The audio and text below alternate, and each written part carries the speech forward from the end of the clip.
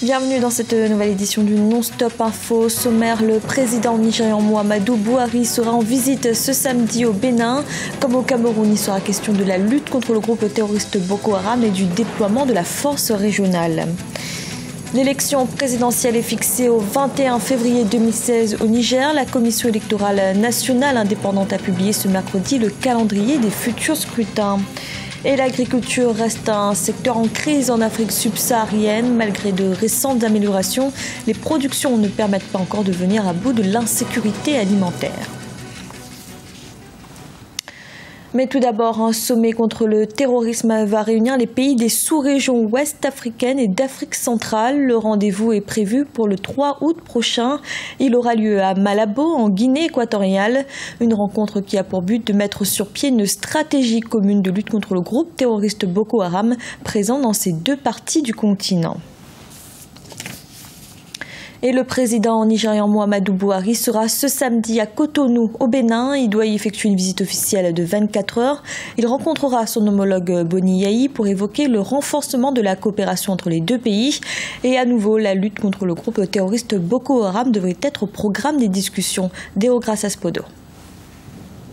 Après le Cameroun, c'est au tour du Bénin d'accueillir ce samedi 1er août 2015 le président nigérian Muhammadu Buhari. Sur invitation de son homologue béninois, le leader de la première puissance économique du continent participera à la 55e fête de l'indépendance, mais évoquera également, ensemble avec les autorités béninoises, les principaux défis économiques auxquels sont confrontés les deux pays. De l'avis de nombreux analystes, loin d'être une opération de charme du président Buhari, il s'agit d'un enjeu plus important. Ce n'est pas tellement une opération de séduction vis-à-vis de l'Afrique francophone. Non, c'est plutôt la question de nécessité politique, stratégique, sécuritaire, qui fait que, au fond, par rapport à son prédécesseur, Muhammadu Buhari préfère, lui, une politique réaliste, pragmatique.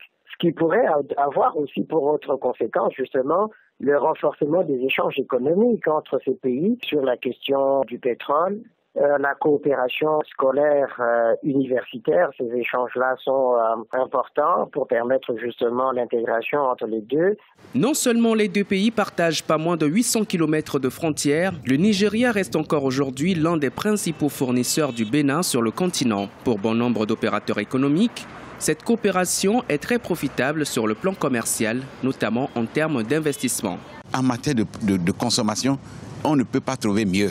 Le marché nigérien est vaste, 172 millions d'habitants, mais contre à peine 10 millions ici, et nous avons les meilleures opportunités aujourd'hui. On n'a même pas besoin d'aller sur les marchés extérieurs lointains européens qui posent à nos opérateurs économiques beaucoup de contraintes pour l'accès à leur marché. Plusieurs sujets seront donc abordés au cours de cette rencontre entre les deux chefs d'État à Cotonou. Il s'agit de la première visite officielle du président Muhammadu Buhari au Bénin depuis son investiture à la tête du Nigeria le 29 mai 2015.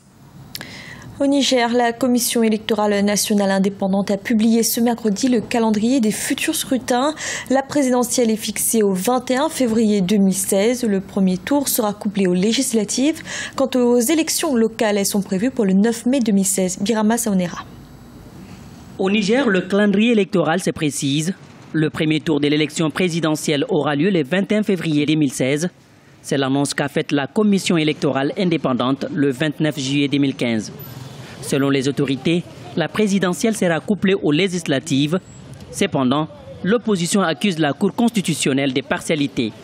Une situation qui fait craindre un climat politique tendu entre l'opposition et le pouvoir. Il est clair que l'élection présidentielle de 2016 se déroule malheureusement dans un contexte où l'opposition ne s'entend pas vraiment avec le pouvoir. Il faut que la Cour constitutionnelle puisse faire son travail dans la plus haute transparence et dans la plus grande impartialité pour que tout cela se déroule normalement. Le second tour du scrutin présidentiel est prévu pour le 20 mars 2016.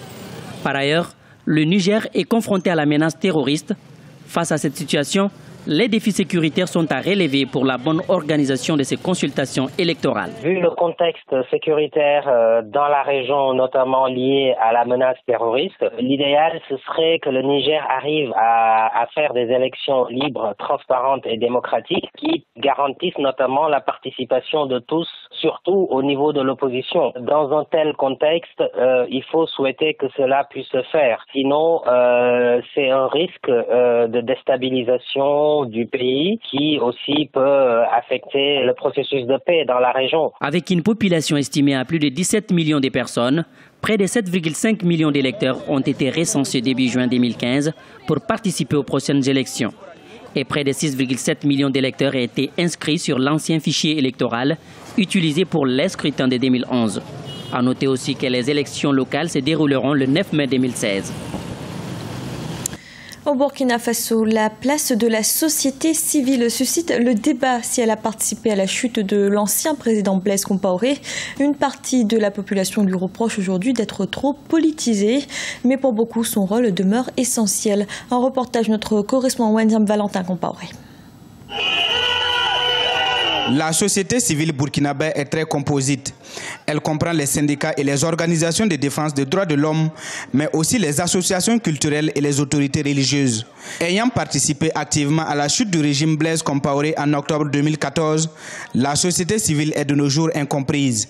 Si pour certains elle est politisée, les acteurs, eux, estiment continuer de jouer leur rôle de sentinelle. Que ce soit le ballet citoyen, le mouvement Ça Suffit, le CAR, le brassard noir, c'est aussi fort que nous tenions nos rencontres et nous élaborons les stratégies que nous devons appliquer sur le terrain et qui a conduit à l'insurrection.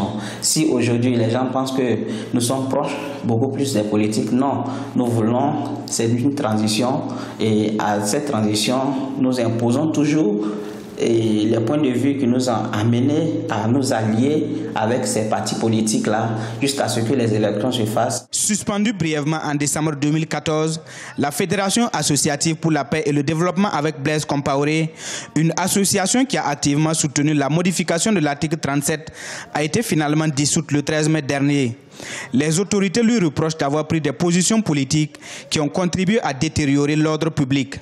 Pour certains observateurs, ces autorités doivent assainir ce milieu. Il faut reconnaître qu'il y a des dérives aujourd'hui qui sont peut-être, j'allais dire, normales en suivant un peu la dynamique de l'insurrection populaire où il a fallu que des organisations de la société civile se mobilisent pour qu'on en arrive au changement sociopolitique que l'on a constaté avec l'insurrection.